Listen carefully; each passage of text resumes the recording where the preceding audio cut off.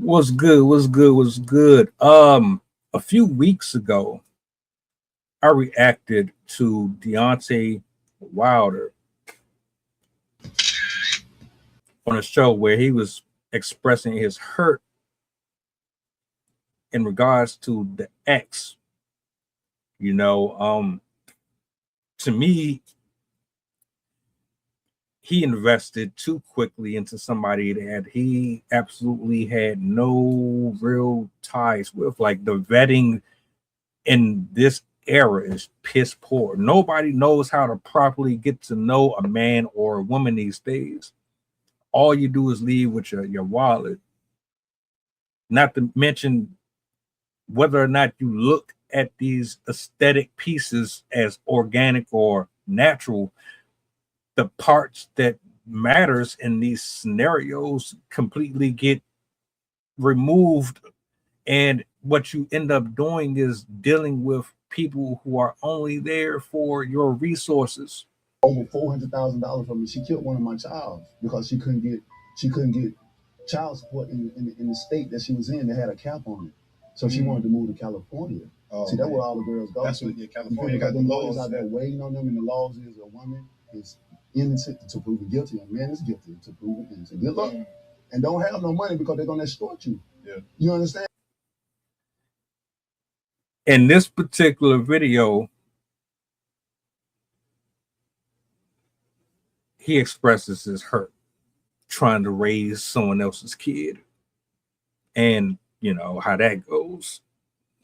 It's not really good or in good faith for men to step in to be someone else's step parent. It can work, but the odds of it is not very favorable towards them. Anyway, comes to find out that after they split, apparently this woman has decided that she would take some intimate pieces that were shared between her and this gentleman and essentially auction them off on her OnlyFans account. Hey, this is something that has been going on for years. I always say, whatever you want to do with your time and your hustle, cool. But here's the problem. As a athlete of any kind or public figure of any kind, why the hell do y'all always end up dealing with these dilettantes, these Jezebels, these women who are only there for clout, for resources, for time, for attention, for fame, for money? They're trying to elevate themselves and put them in the position to where they are just as important as seen as you are, because they thrive off of attention. They don't care about public civility. They don't care about elevating a community, bringing people up with them. They don't care about righteousness or anything holy or nothing like that. It's not about that for them. It's just about money, transactional profit, and currency. That's it. Love is not in their vocabulary, but y'all seem to keep on ending up in these situations with them. You know, it seems like bad things are always happening to me. Like I have bad luck or something. Son, you don't have bad luck. The reason that bad things happen to you is because you're a dumbass. And apparently, this woman here, well, I don't know what to say. Did she disappear from the spotlight? She got tired. She needs to capitalize off this man's name. She needs to get some more money in her pocket. Does she feel like this is perfect for social media drama, for speculation, to get people talking about her, to drive traffic to her platform? Because the only thing that she is able to provide to the people is her plastic body. She has nothing else that she can utilize to give the people something of significance. What is it?